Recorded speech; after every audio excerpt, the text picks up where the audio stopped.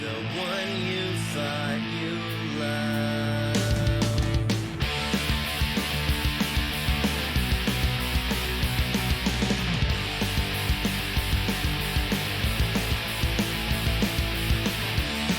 It happens all the time. You lie when you look me in the eye. All I wanted was to hear the truth from you, but you'll never comply. Yet I wonder why I feel so violated, so frustrated, irritated by the one you thought you loved. Got no patience, it won't take it. Irritated by the one you thought you loved. I put all my trust in you, but you threw it all aside. Never have I felt so used by someone like you. How could I be so blind?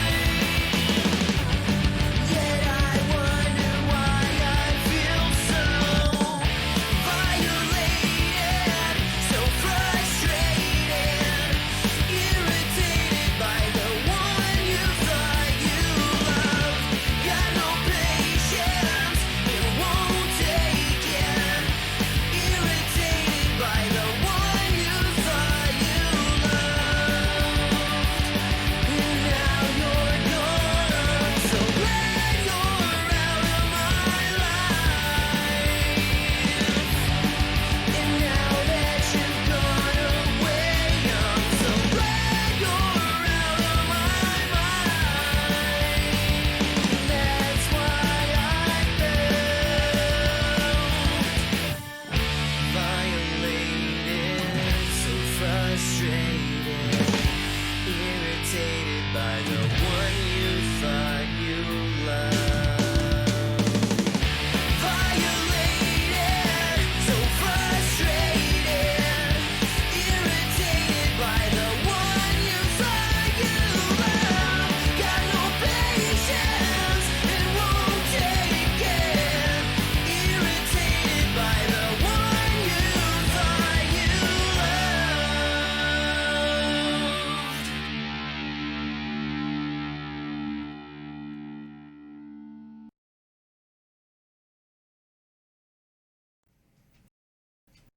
Warning.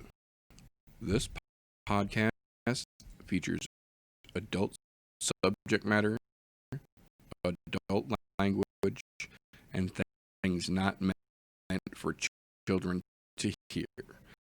Viewer discretion is advised. You've been warned.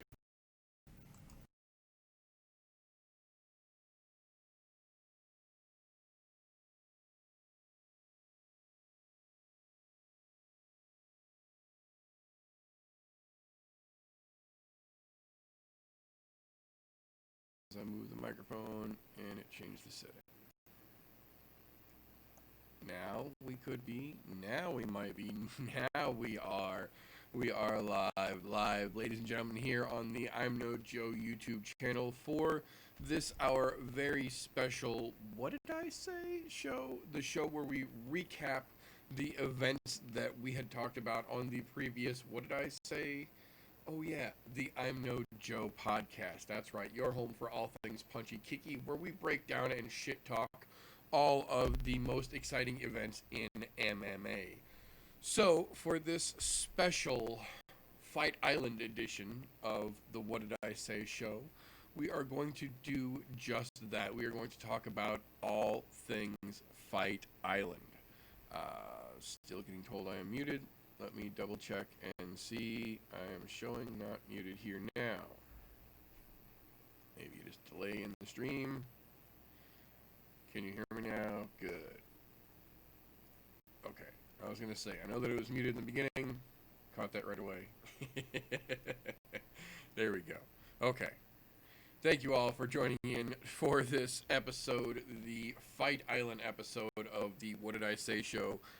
Due to the Backstreet Boys getting everything all kinds of crazy, AT&T deciding at the most ideal time ever to shit out on an entire neighborhood for network internet, and the broadcast computer that had been working for 2+ years faithfully deciding to shit out at the best time it ever could. We are here now with a full Fight Island What Did I Say show. I do want to say a quick thank you and what are you doing to Clayton Von Kluge, Wired with Big G, and Michael Morris. Thank you guys for popping in. Hello to everyone else who is popping in and about to pop in, who may pop in. For those of you who don't know, Sunday nights are typically for the What Did I Say show, where I go over, recap the actual events of, the actual ending and results of the events that we break down on the I'm No Joe podcast on Thursdays. Due to the craziness that life has been in 2020 so far, we didn't get one for the run of Abu Dhabi here, so we're just going to go over all of them at once. We did get our new Joe Liminary show where we break down our fight announcements, bring in the news and recent events in there going. Those will be on Wednesday nights at 8:30 Central going forward. So, to kick off Fight Island from the very beginning, as we should here, it's been a couple weeks now. I understand that, but it's significant. We need to talk about it. So we'll go all the way back to 251 from the very top. Davey fucking Grant. He got dropped in the first fucking round. Looked like he was in big, big trouble. Came back and just absolutely put fucking Day to sleep. There's a reason that that kid has such a big hype, or had rather such a big hype train coming into the UFC. We got to see a little bit of that opening up on 251 in Fight Island. That fucking kid stays on that track, gonna have a very bright future. First ladies fight of Fight Island, and of course it's fucking ridiculous because it seems like the UFC just has a real hard time with making any ladies fight right now that isn't for a title entertaining. They don't put them on at the right time. They don't make the right matchups. They don't give it the right press it needs to build the hype for a fight. And of course, Vanessa Mello comes in and she missed weight by 5 fucking pounds. Are you serious? 251, Fight Island, all of the publicity coming in, and you miss weight by 5 fucking pounds. Kids these days, I tell you. Fucking kids these days. I hate to say I told you so, but fucking I told you so. Mr. France, the Iranian Swede, the cacophony of WTF that is Marwan Amirkhani. He just came out looking so fucking smooth. And I can't for the life of me say that I think it's going to always be that smooth, because everybody hits bumps in the road eventually at some point. But I mean, if you go back and look at what Amirkhani has done just since he's been in the UFC, that kid has got such a fucking bright future, and he is exactly what the UFC needs right now. He's a great martial artist, and he's a charismatic guy who's not afraid to do all the press you could ask him to fucking do. Those are few and far between right now as far as the UFC goes, so it's definitely nice to see some of the newer talent kind of filling in exactly what the organization needs while still being what the fans want to see as well. Speaking of filling in and being exactly what the fans want to see, I was both right and wrong at the same time. Jiri Prochaska, the soup can cleaner from Ryzen, came in and absolutely caught Volkov and put him to fucking sleep. He sure the fuck does have some great hands, but you know, I gotta say, whoever, I don't want to say let him because that's the wrong way to phrase it. Whoever he listens to in his corner that wasn't screaming loud enough for him to stop that hands on his hips thing, or hands on his knees rather, leaning forward at Volkov, putting both his hands on his knee and leaning forward like, come on and hit me, and then trying to throw a counterpunch. That's the stupidest shit ever, and that's going to get your fucking jaw broken 9 times out of 10 in the UFC. He got clipped a couple good times for it, not nearly as many or as hard as I feel that he should have, because that's apparently a lesson he's going to have to learn through pain, so get ready, because that's going to be a fun one. But welcome to the UFC, dude. If you can do that to Volkov, let's see what you can do to the guys above him. Not that Volkov isn't anybody, but he's definitely not top of the stack right now. So, you know, if that's how they're going to bring him in, obviously there's no easy matches to debut in the UFC, then okay. Let's see where he goes from here. I think he's going to be very, very surprised when he starts to get up in talent. But let's see.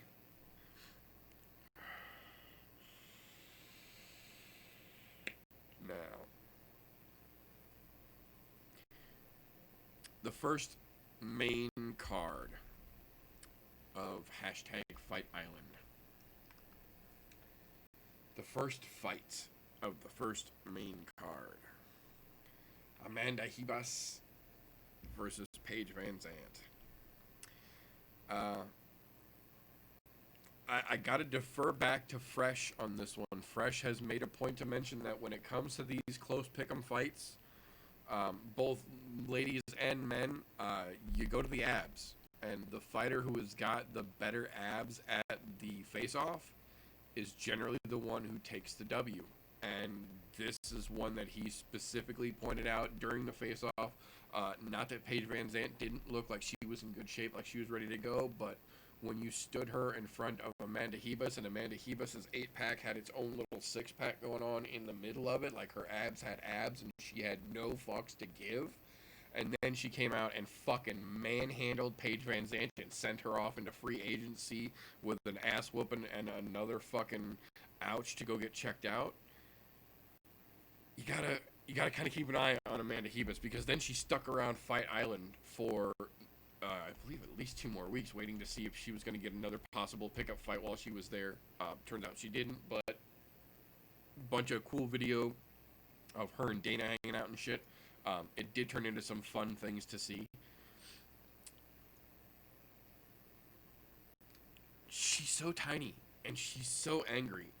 It's gonna be interesting to see what they do with Amanda Ribas going forward, because she's not, I mean, for lack of a better comparison, she's not a Paige Van Zandt, and I think that's exactly why she wanted that matchup, is because she's every bit as cute as Paige Van Zandt. She does every bit as much of the Instagram bikini work, if you will, but Amanda Ribas comes to play. Like, when it's time to get in the octagon, it's time to get in the octagon. When it's time to play, it's time to play. She's very clearly able to separate those two and keep a very, very strong determination behind both, because she has a lot of fun, has had a lot of fun in Abu Dhabi, and at the same time came to kick ass and take names, and did both when it got to PVZ's turn. That being said, moving on, I've heard a little bit of speculation, and I don't agree with it, but I understand where it's coming from.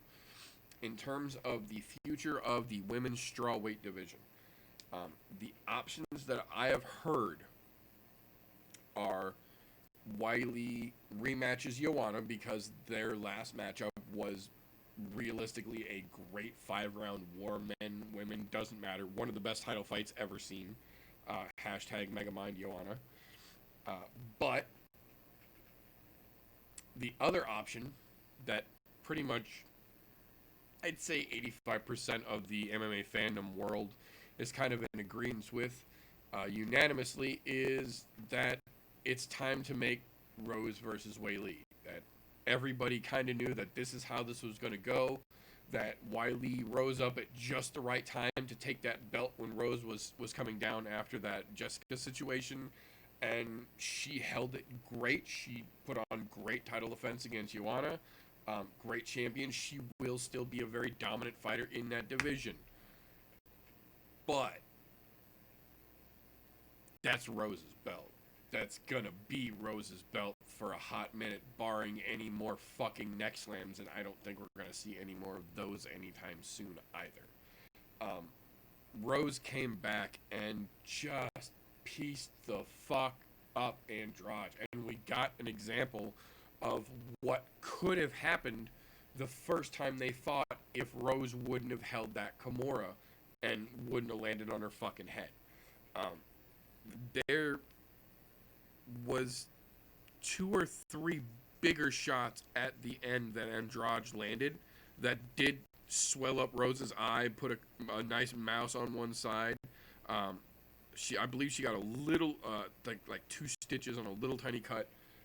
But for the most part, she had very little damage and took it mostly towards the end. Meanwhile, she was out striking and just outclassing Andrade for basically the entirety of the fight. We kind of knew, we always had a feeling that this is exactly how it was going to go, that when Rose decided she was ready to come back, that she was just going to walk right through any and everything that stood between her and getting back to that belt. And I'm glad that we got to see her go right back against Andrade coming back. I don't think that that was the only fight to make, but I'm glad that that's the fight that they did make, because it got her right in where people said that she had quote-unquote lost a step, or where she had given up her fucking championship. And it showed that that wasn't the fucking case, that it was a fluke of a fucking slam that I still to this day agree should have been ruled illegal, because she threw her on her fucking head. It wasn't just an up-down slam. She threw her when she was held on. I think it should have been illegal. That's another discussion for another day. That being said, let me get a drink here. This just...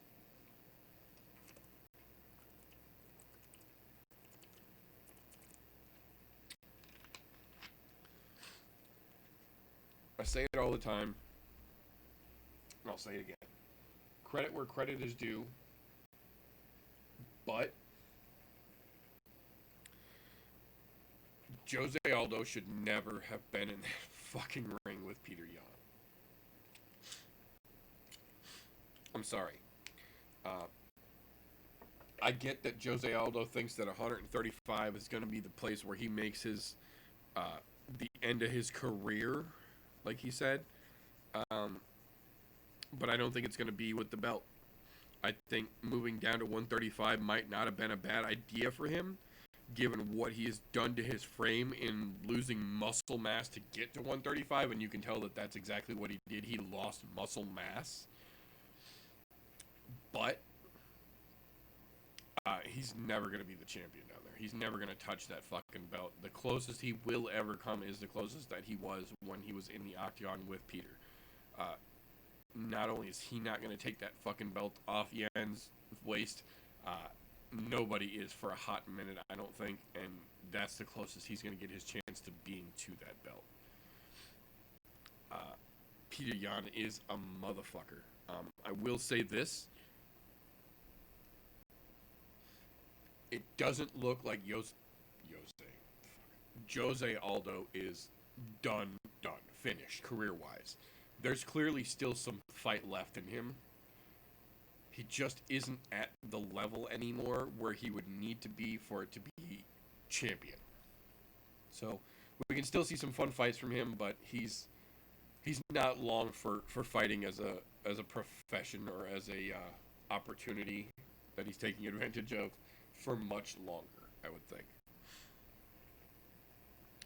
Now, that will bring us to the second title fight from UFC 251.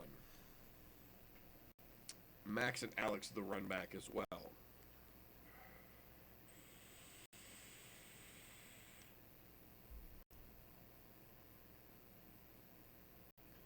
It wasn't a carbon copy version, but there was a lot of similarities on both sides here to the first fight.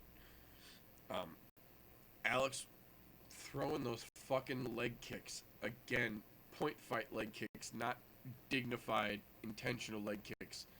Point fight leg kicks. Those are annoying. Every bit as annoying as the foot stomps that we'll talk about in a second.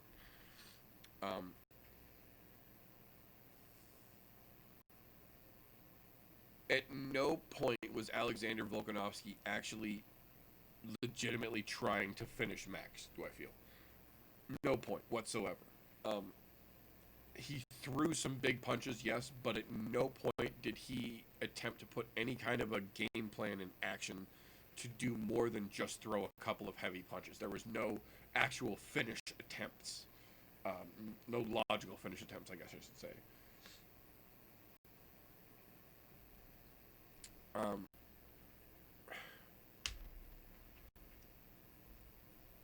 Alex got the W.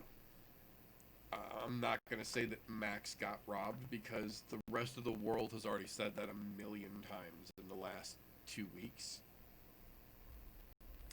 What I will say is I don't agree with the decision from the first time they fought, and I don't agree with the decision this time they fought.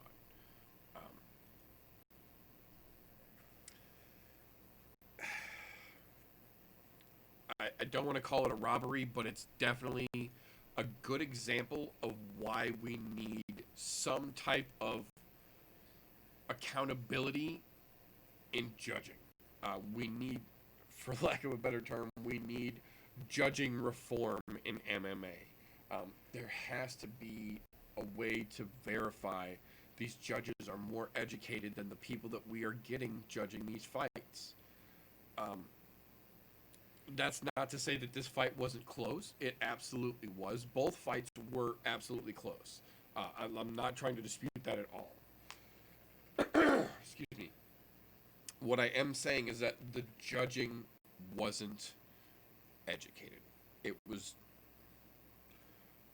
casual. I didn't want to say it, but I'm saying it anyway. The judging was fucking casual. It was like they were just glancing up once in a while and they weren't actually watching the whole fucking fight. And that's infuriating, not just because of where we were and what was going on, but because there was 3 title fights on one card. That alone should mean that you as an athletic commission should be sending out your most intelligent, your most well-informed judges possible, and that is clearly not what we got on quote-unquote Fight Island.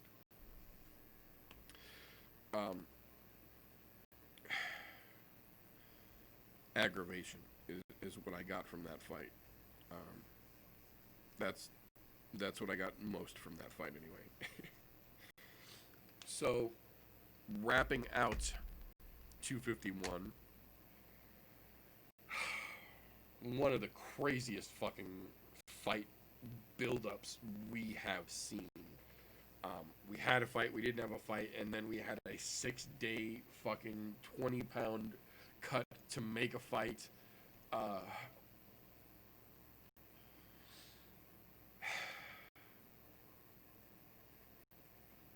Credit where credit is due. Again, Kamaru Usman got the W. I don't feel that he won the fight.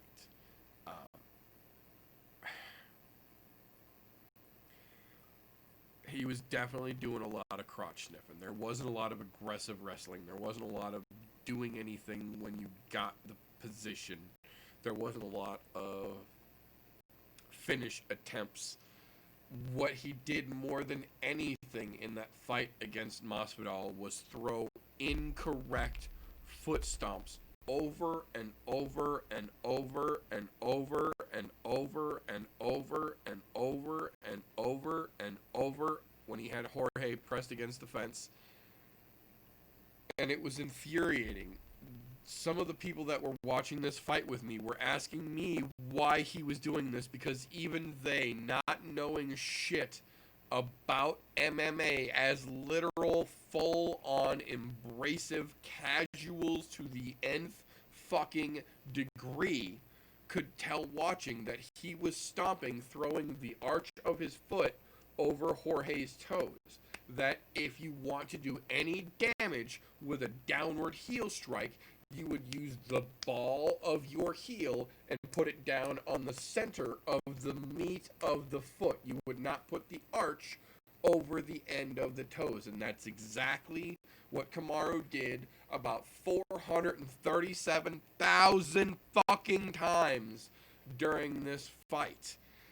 And I will say this, apparently the judges drank the fucking Kool-Aid because they thought he blew this fight out of the water. And I think that is a grave over-exaggeration of what actually happened in that octagon. And I feel it was a great disservice to the work that Jorge Masvidal did coming into such a fucking crazy bout as this. But in the words of Max Holloway, it is what it is. So, that being said, fuck Kamaru Usman.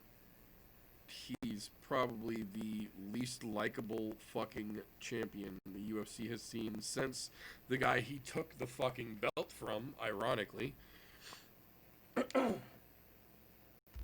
So to wrap 251,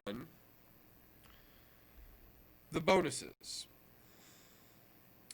Performance of the night went to Davey Grant for that fucking awesome knockout of Mr. Day.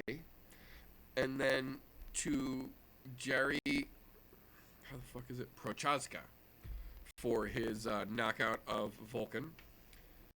Fight of the night, Rose versus Andrade. As it should have been. That was a fucking great match. Great fucking match. On a night with 3 title fights, the non-title fight took fight of the night. That should fucking tell you how great that fight was.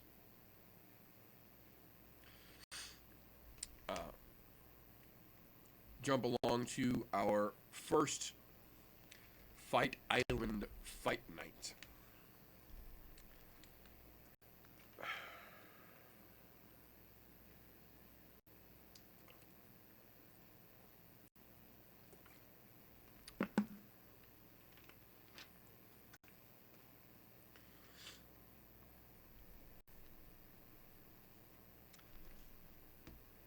Jack Shore looked like a fucking stud. That dude's 13-0 for a fucking reason. Jack Shore looked like a fucking stud. I think if he can keep his ego in check, will have a very, very nice future in the UFC. Jojua, I believe is how they said the name, with one of the nastiest arm bars we have seen in 2020. Again, very, very bright future there as well. I encourage everyone to go back and watch the smoothness, ironic, in which that armbar was applied and correctly fucking cranked.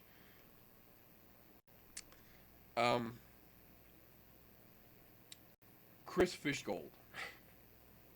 Not that we had high hopes or high expectations from him to begin with, but fuck, man. Missed weight by 4.5 pounds and then looked like shit on top of that.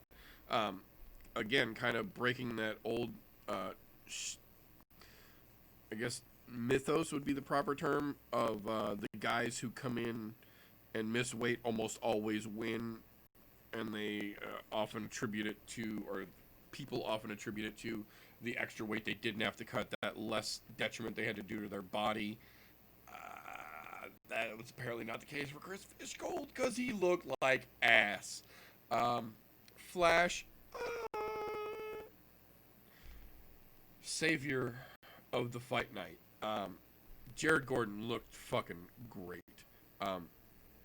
Obviously, still a little bit of work need to be done, but he and Paul Felder have got a fucking good cornerman situation going on. I think that's a great, great matchup between those two, and I think there's a lot of potential to be seen yet out of Jared Gordon.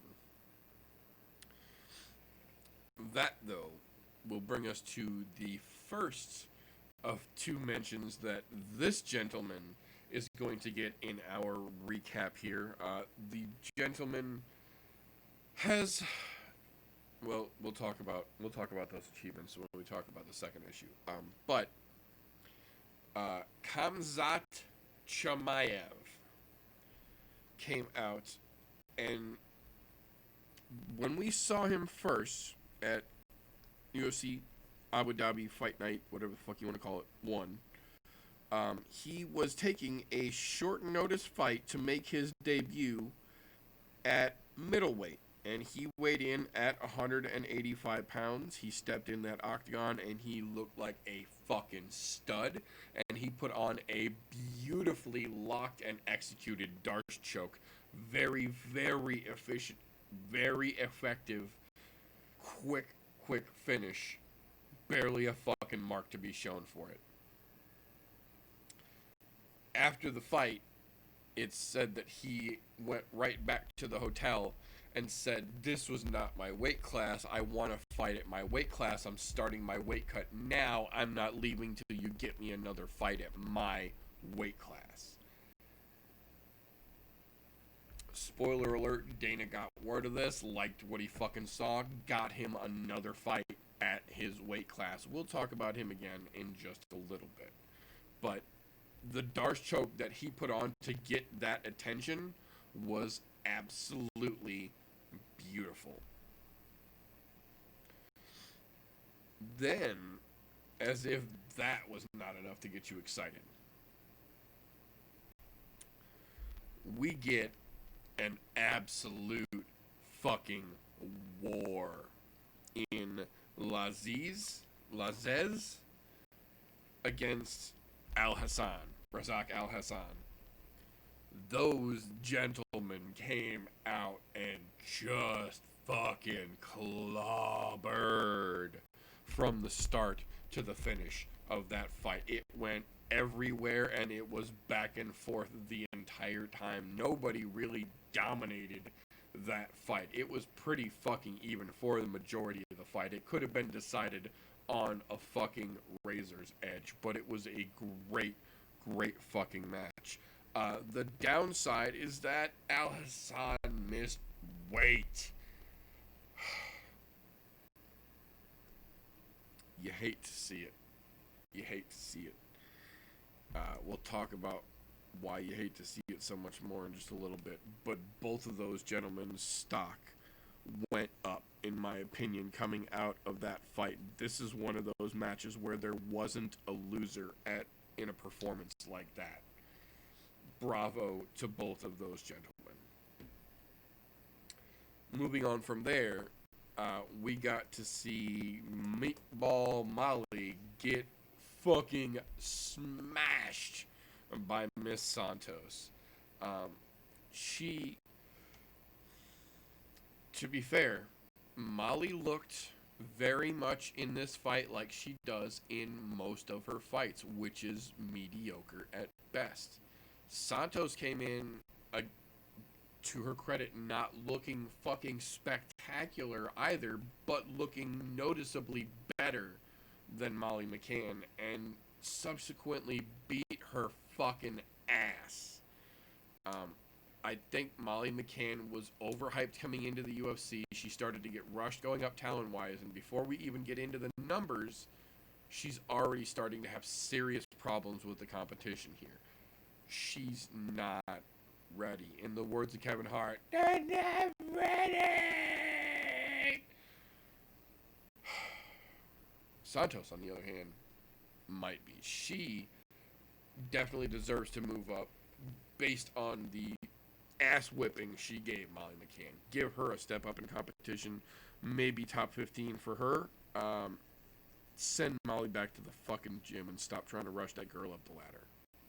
She ain't ready.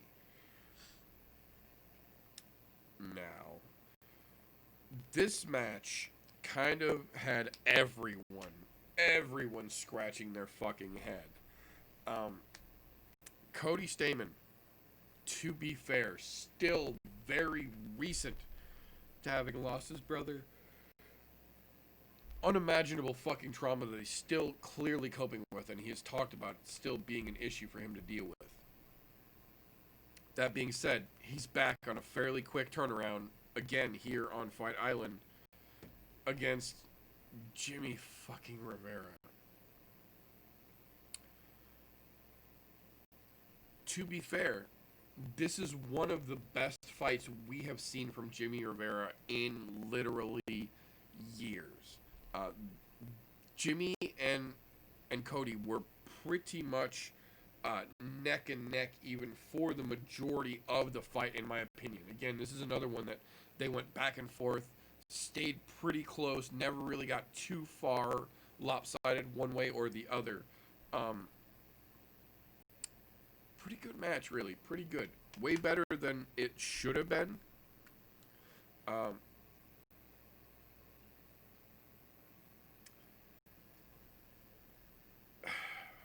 I don't care for Jimmy Rivera. I haven't really liked his style or his personality in a long fucking time, but he earned his W.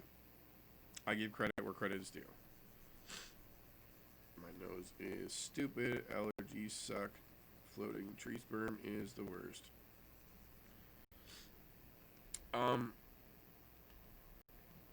That will bring us to a very, very interesting match.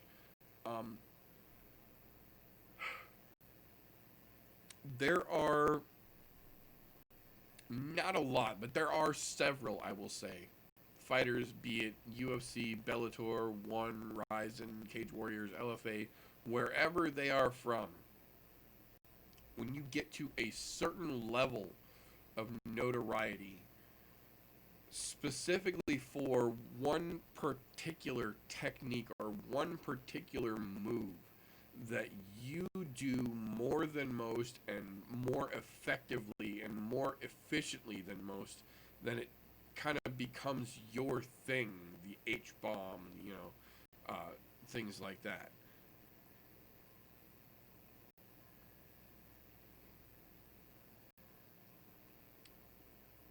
There aren't a lot of those, is what I'm trying to say. One of the most discernible things in the UFC, I would say probably in the entirety, realistically, in the entire 25 plus years of the UFC, one of the arguably most discernible things ever that you can show any hardcore fan, a grayed out silhouette, like they do in some video games, of a fighter doing a particular move or a particular set of moves or movement, and you can tell that person based on them doing that. Like that infamous slap you would automatically know is the Nate Diaz fucking Stockton slap or the Nick Diaz Stockton slap, either way. Things like that. But one of the most identifiable traits like that would be the footwork of Dominic Cruz. It's so unique, it's so unorthodox, and it's so unrepeatable, or so we thought, that if you saw a shadow doing that movement, you could almost immediately identify it as Dominic Cruz's foot movement. And then we saw Tim Elliott become a blonde Dominic Cruz. It was the craziest shit ever. It literally looked like he had been studying hours and hours of tape of Dominic Cruz's footwork. He had it almost down to a science. It was crazy to watch. Elliott and Benoit went back and forth in a pretty fucking good match.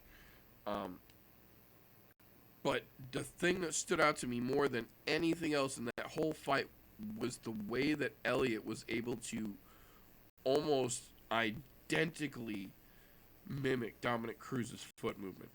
It befuddled several of us in a group message that had to talk specifically about it for a good minute.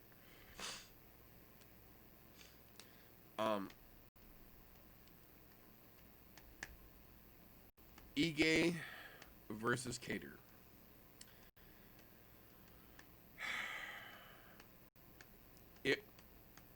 To be fair, it was a very close match. I believe Cater did more than enough. He pushed the pace. He was dominant more than anything the whole way through. Great fucking fight. Ige showed a lot of heart, showed a lot of skills. Definitely a bright future as well. Like we said, there's a reason that these guys were in there against each other and no one was mad at that matchup. And they showed exactly that in that fight. Ige came out of that looking every bit as good as Calvin Cater did, in my opinion. Well, obviously not as good, but came out still looking good. He didn't lose any credit from that match at all.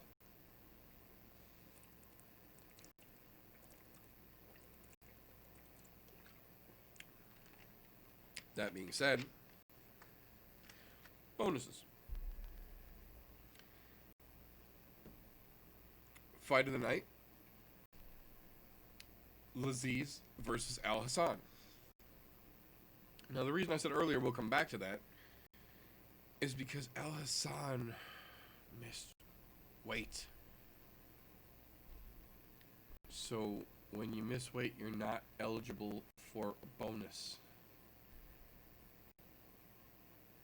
So Laziz got a fight of the night bonus. And Al Hassan got a nod. And a sorry about your fucking luck. Which sucks.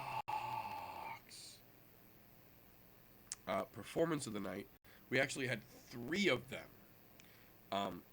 Lerone Murphy, early on in the prelims with a fucking vicious performance. Again, another young prospect with a very potential bright future.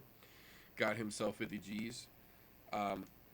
Bakuska, another earlier performance that was way crazier than anyone thought it was going to be, got himself 50 G's. And then, of course, the unforgettable Mr. Kamzat Chimaev got himself a $50,000 performance of the night bonus for that beautiful Darce. So now that will bring us to Fight Night 2. And for those of you who don't already know, for that Fight Night 1, we actually did a live combat compatriot where we, the folks of the I'm No Joe podcast, commented on the card itself from most of the way. I think we started in the prelims. I don't think we missed a fight. We might have missed one, but we were pretty much up there. And we had a whole fucking panel in here going apeshit for the main card. It was a good time. That is available here on the YouTube channel as well. Not in audio form. That one you gotta watch if you want to watch. That one's not going up on anchor.fm/I'm No Joe, the place you can go to find the I'm No Joe podcasts in all audio form, if that's something you're interested in. But for the Fight Night 2, the following Saturday,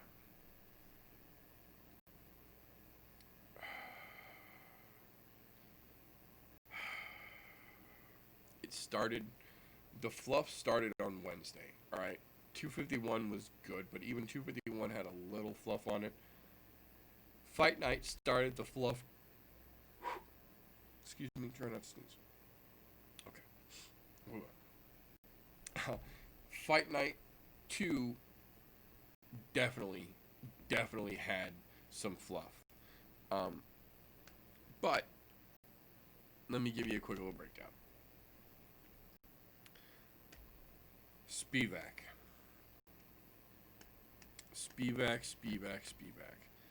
That inconsistent motherfucker looked spectacular and absolutely in full control during the fight. And then when the fight was over, it looked like he was going to lose his shit and get in like a straight up fucking like barroom brawl in the octagon after the fact. I don't understand dudes like that. If you were that fucking angry, maybe you should have done a little more while you were fighting. When you had the opportunity to literally hit him all you fucking wanted in a sanctioned event. But whatever, alas, we will see where the polar bear goes from here. Interesting to follow his trail.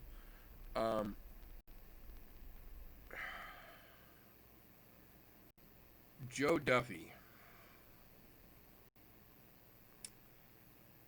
Joe Duffy is one of those guys that if you've been following MMA and UFC for a while, and you saw this marquee and went, wait a minute, Joe Duffy? Joe Duffy? Like, that Joe Duffy? Yeah, that Joe Duffy was still fighting up until last Saturday. Not this Saturday, last Saturday.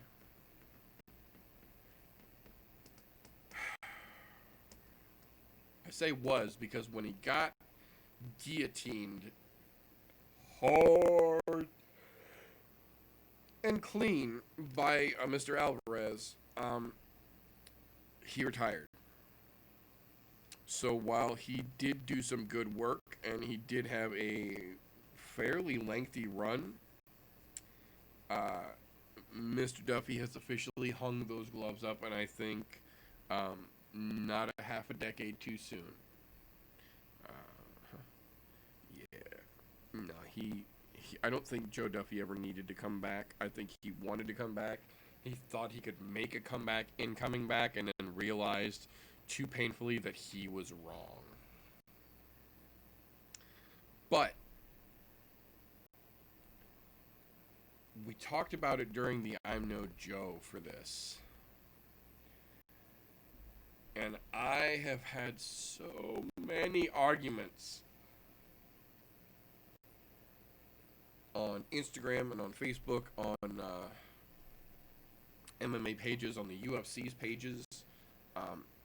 I follow a lot of MMA pages, obviously, about this young man, but Askar Askarov, god damn it. That kid is too much for his own good. He's fucking legit as legit gets, and he's only getting better. I'm telling you right now, that kid is going to take that division by fucking storm, and maybe a little double champ action, because apparently he is a little heftier than he lets on and cuts hard to get to where he is.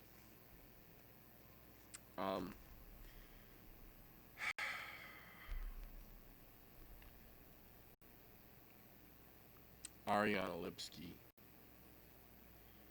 I, in the moment, thought that she had an armbar that she had pulled. Oh my god, I cannot stop yawning, and I don't know why. I apologize. In the moment, I thought that she had an armbar that she had just pulled back to such an angle that the elbow had smoothed over, which happens right before usually you see the elbow pop in a strong armbar. That's what I thought we were looking at in the moment. It wasn't until she let go and the referee jumped in and the doctors came running in until they started showing the replay that I realized that Lipski actually had the knee and had her in something between a calf slicer and a full reverse knee bar, and had straightened the knee out to the extent that we're used to seeing the elbow extended in an arm bar. Oh, one of the nastiest knee manipulations we have seen in the UFC. That young lady is going to be very, very dangerous, I think.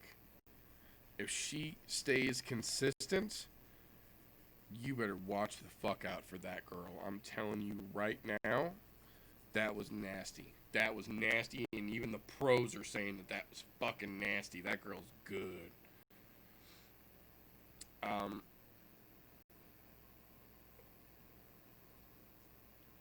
Fizayev, I believe is how they say it. Not bad, but unconvincing.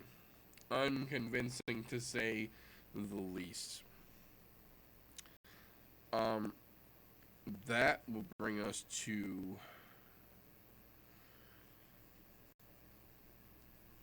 Kelvin just can't quite seem to catch a break. Not that Hermanson isn't good. He clearly is good. He caught him slipping. But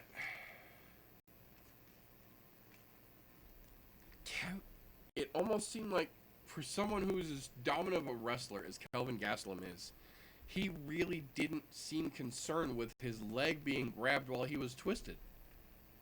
He was almost comfortable thinking that he was just going to work his way out of his leg being caught, his ankle being picked, essentially, from the ground. And then Hermanson, who is a fucking black belt in jiu-jitsu, wrapped it up and took his leg home. And Kelvin never really seemed concerned until it was way, way too late. Until you could see from a mile away with beer goggles on that his leg was already locked in place and he wasn't getting it back. Props to Hermanson for seeing that and didn't care that it was Jack being crafty and grabbing it. I guess it's a weird way to describe the fight, but like I said, Jack didn't look bad, but it felt less like it was important about how great Jack was in grabbing the leg and holding onto it, as it was about how Kelvin had just kind of lacklusterly, like lackadaisically, left his leg in Jack's hand when he tried to pull it away and didn't really give it much of an effort to ensure that he got out of it, and then let himself be, I don't want to say let himself, but he kind of did. He let himself get fucking kneed out. I don't know.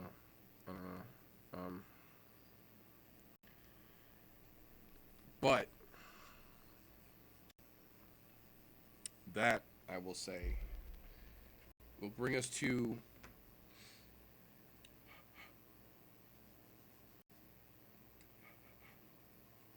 that moment where some of us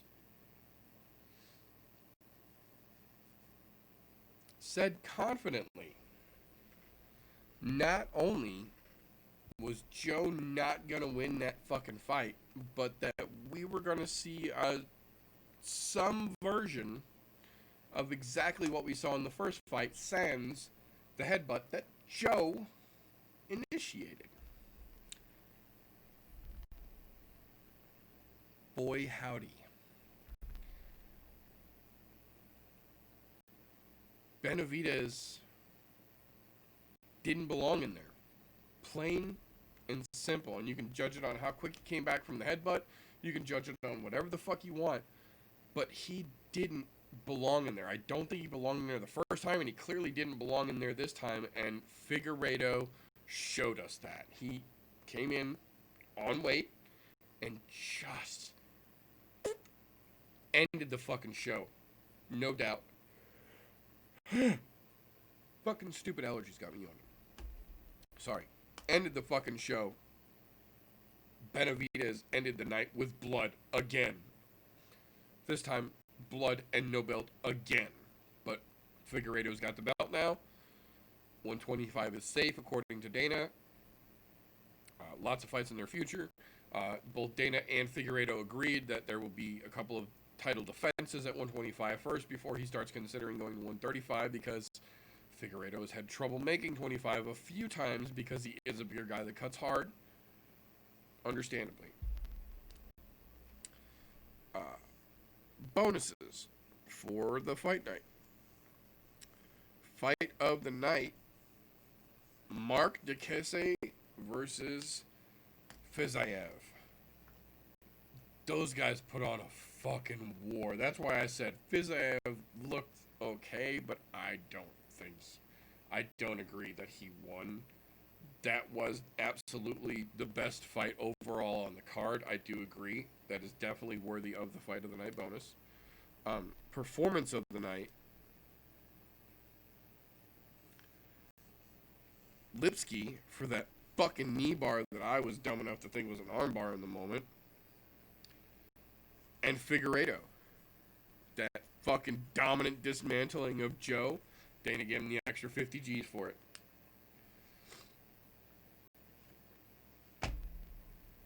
Now, that will bring us to last night's Say Goodbye to Fight Island. ESPN Fight Night 18, I think they called it, / Fight Night on Fight Island / Abu Dhabi 4. It's another one that they gave too many stupid fucking names to. Night Big G, just seen that. Have a great night, brother. Thanks for stopping in. Just too many names for that damn card. But the card itself, I will say this, in my opinion, fucking yawns are killing me too. I apologize in advance. In my opinion, this was the best overall Fight Island card of any of them, including 251. 251 had some good fights on it, but as far as the quality of fights overall, last night's was the best, in my opinion, both in terms of the judging and in terms of the fights themselves. So, again, bunch of fights, not going to go over all. I'm going to give you a quick rundown. I'll talk about what we talked about on the I'm No Joe show. First off, Tanner Boser stepping in on short fucking notice to take on Rafael Pessoa. Dude.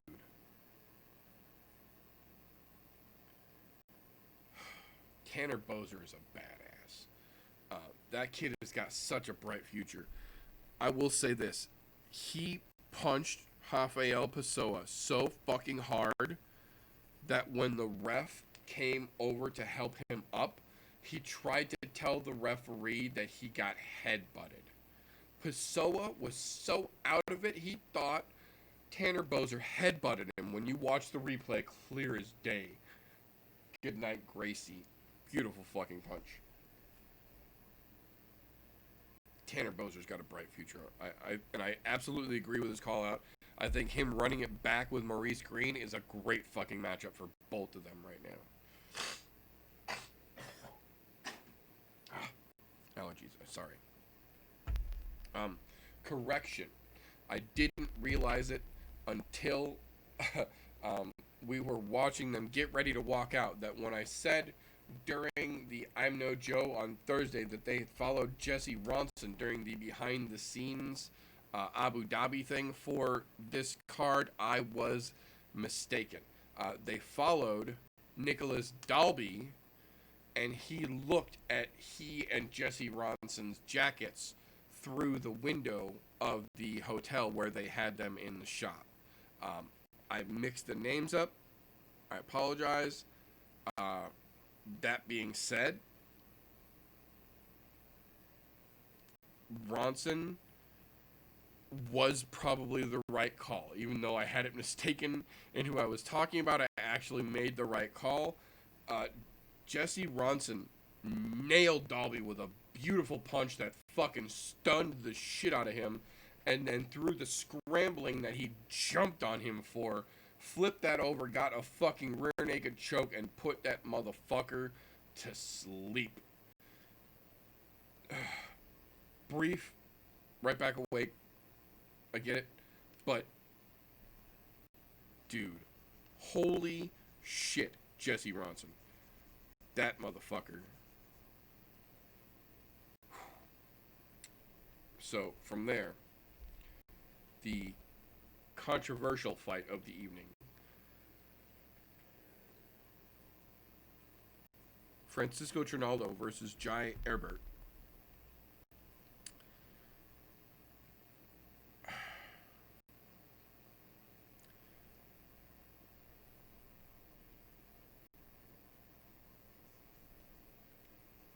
There's going to be controversy for a while around this fight. What I will say, regardless of the controversy, is Francisco Trinaldo is a fucking professional. He hurt Jai Herbert and could have easily swarmed in and done serious damage, but he didn't. He held back and he waited for the referee to realize what was going on and for the referee to make the right decision. Props to Francisco Trinaldo.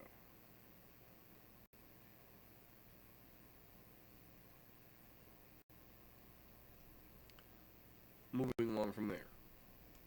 Rhys McKee making his debut in the UFC against the turnaround of a gentleman we talked about just a little while ago, Khamzat Chimaev. Only this time, Chimaev, you guessed it, at his natural, what he calls his weight class. Chimaev, for those who don't know, because we didn't until we until we heard them talk about him last night on the show. Blah. Chimaev fights primarily at 155 and 170, but can fight as high as 205 and fought the first time we saw him on Fight Night 1 at 185 comfortably. He says 170 is his weight class, and that's where we got to see him come out to help Rhys McKee make his debut to the UFC. This is both one piece of history for the fastest turnaround of any UFC fighter. 10 days. Previous record was 13 days. He has now taken that record upon himself with it being 10 days. But he came in and he won this fight in 49 seconds without taking a single strike. Not one. Khamzat Chimaev is going to be a big problem for a lot of people in multiple divisions very quickly. When they asked him who he wants to fight, his response was, everyone. I don't care. Line them up. I want to smash everybody. 2 fights, 2 weeks, 2 weight classes, 2 wins, less than 2 rounds needed for both of them combined. We are paying attention, sir. Khamzat Chimaev, you have our attention. Show us what you would like to show us. We are all eagerly anticipating seeing what you're going to do next. That will bring us to Sobata versus Alex Cowboy Oliveira, who missed weight by 2 pounds for the first time in his entire career. Something about Fight Island wasn't as easy as everyone thought it was going to be. We've seen several little issues like this, but regardless, he dominated that fight from start to finish.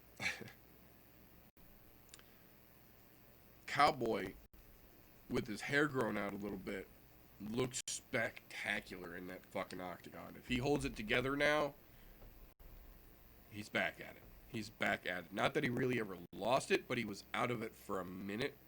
Maybe it was being blown up with a grenade. I don't know. There was a lot going on, but the Brazilian Cowboy is clearly back at it. So,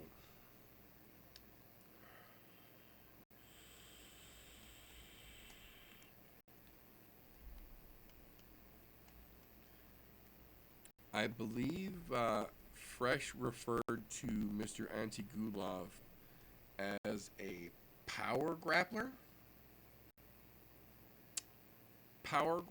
aggressive wrestler.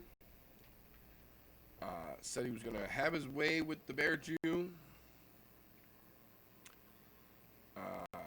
This was not the case.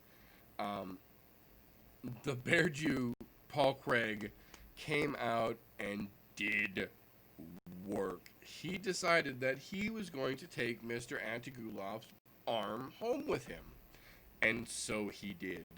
He reaped the fucking arm. Fucking Paul Craig, man. If that dude can keep his shit together, he is a very, very dangerous man. That was a great demonstration of his abilities. I hope that he keeps it fucking together.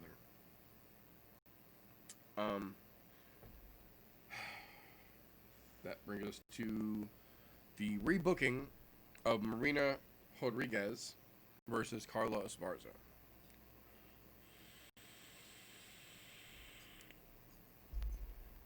I will say this. Carla Esparza landed a bunch of takedowns and was absolutely able to take Marina down almost whenever the fuck she wanted to. The problem is she could not hold her there, and she couldn't really do anything with it once she got her there. She never really capitalized. She never really threatened. It was never really too big of an issue. I I don't think it was a spectacular match, but I can see how they gave it to Esparza. Meh. But that brings us to the great finish from that card. The final three matches were all three great fucking fights. First and foremost, Fabricio Verdum versus Alexander Gustafsson at heavyweight. Both of them coming in about 240 pounds. Both of them looked fucking spectacular.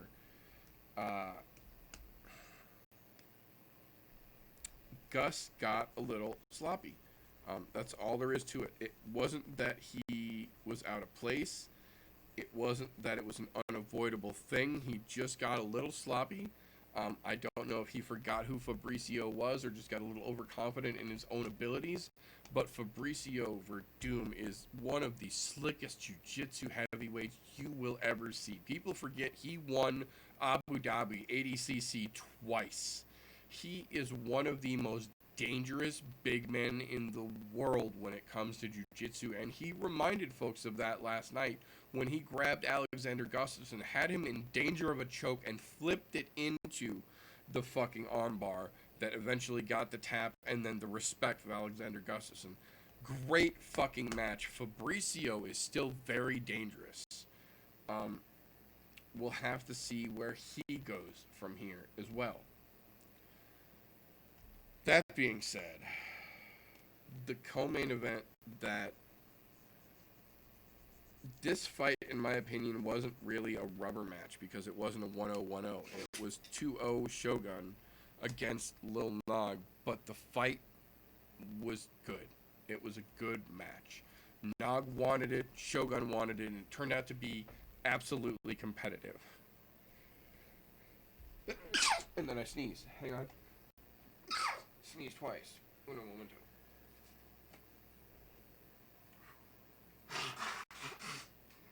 Sorry about that. Allergies. I'm telling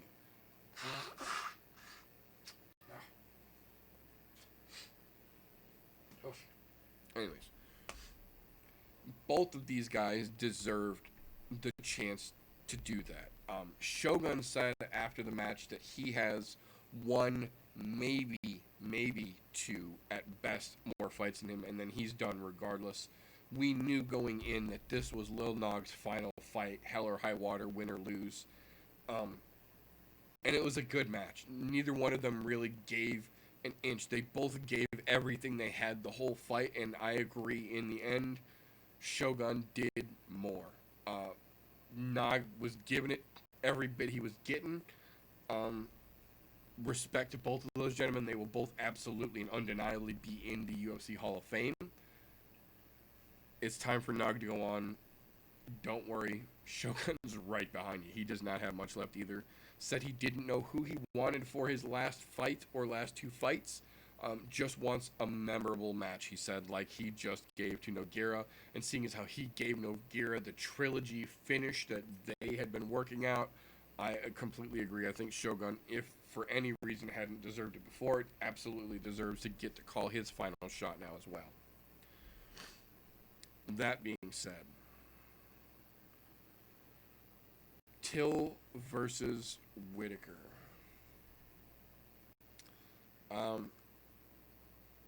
I understand that they both said it was, but as a fan watching it with other fans, I don't agree that this fight was a chess match. Um, the the the knee stomp that Whitaker did to Till in the second round, Till said blew his knee out and he's gonna have to go have surgery on it now. That sucks. Um, the stitches he put in Whitaker's head, I feel like kind of made up for it a little bit because he split Whitaker the fuck up and didn't really take nearly as much damage back for doing it. Um, I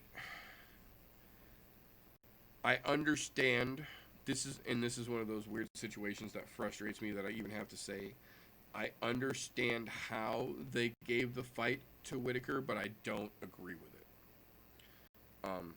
They both had cut each other open. They both did plenty of damage. Um, the fact that Till did 3/5 of his work on a busted knee, the fact that he came out looking better, took less significant strikes than he gave, I still think Till should have got it. Let me check one thing real quick here.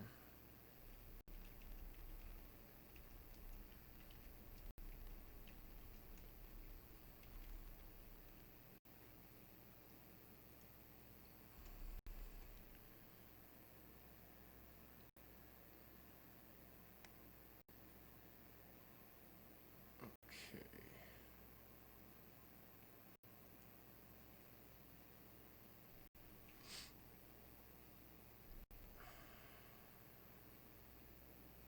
So, um, bonuses for last night.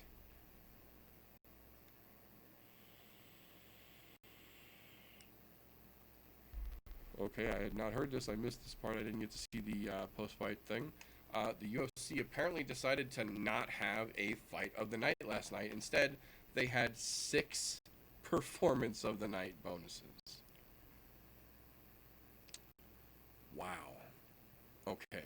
So, Tom Aspinall, who I don't agree with because his fight against Collier was fucking horrible. Khamzat Chimaev, who I absolutely agree with. I'm telling you guys, you're going to want to watch that fucking kid. Paul Craig the Bear Jew, I agree 100% with that. Fabricio Verdum, I agree 100% with that. Tanner Bozer, I agree 100% with that.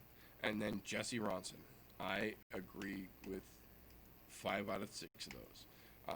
Go back and rewatch that Aspinall versus Collier fight. I'm not saying Collier took a dive, but I'm saying that fight was not bonus worthy. Yeah, that's a little fucking aggravating. But we are going to call that all for now. We are going to thank you, fine folks. I am going to thank you, fine folks, for coming along here for the ride. It has been a wonderful evening. I appreciate those of you who showed up. Hang on, I'm getting an error. What the fuck is going on now? Really? Why is it throwing an error now? Everything seems fine. I don't know why it's throwing an error. Everything seems fine. What the fuck is happening?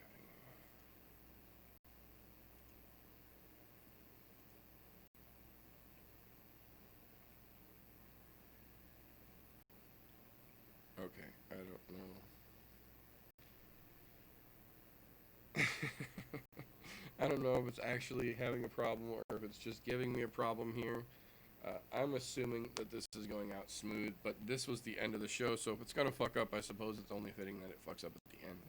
That being said, we are going to go ahead and call it all for now. I do want to thank everyone for watching, whether you're here with me live or whether you catch this on a replay. I appreciate you just the same. If you enjoyed what we do around here, give us a thumbs up. If we brought some good information to you, subscribe. We do this pretty much every week. If I give you an aha point of view that you just don't know that you could have achieved on your own, share an episode of the I'm No Joe podcast with a friend. We're trying to grow what we do around here. On the other hand, if we're just a bunch of dipshits who take turns getting in front of webcams and not actually knowing what the fuck we're talking about, go ahead and give us a thumbs down. We earned it, and we won't dispute it. But that being said, we are going to go ahead and wrap this up for this evening. I will see you all again Wednesday night, 8:30 Central Time, for the Joe Liminaries, your new home for all of the news and recent events in the world of Punchy Kicky. I appreciate each and every one of you. Remember, don't let ignorance stop you. You can root for anything, unless you think fighting dogs should be stopped with your shoulder.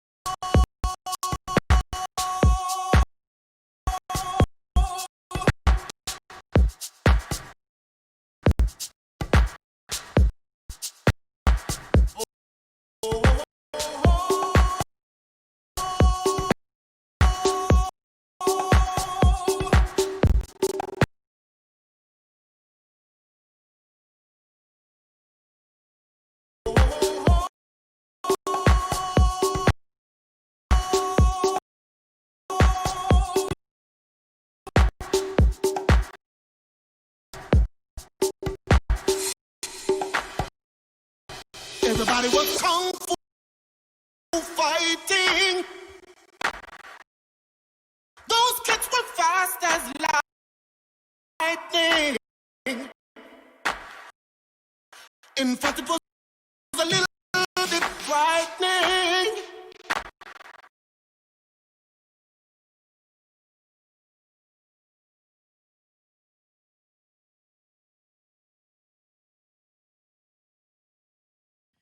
How do I say goodbye to what we had? The good times.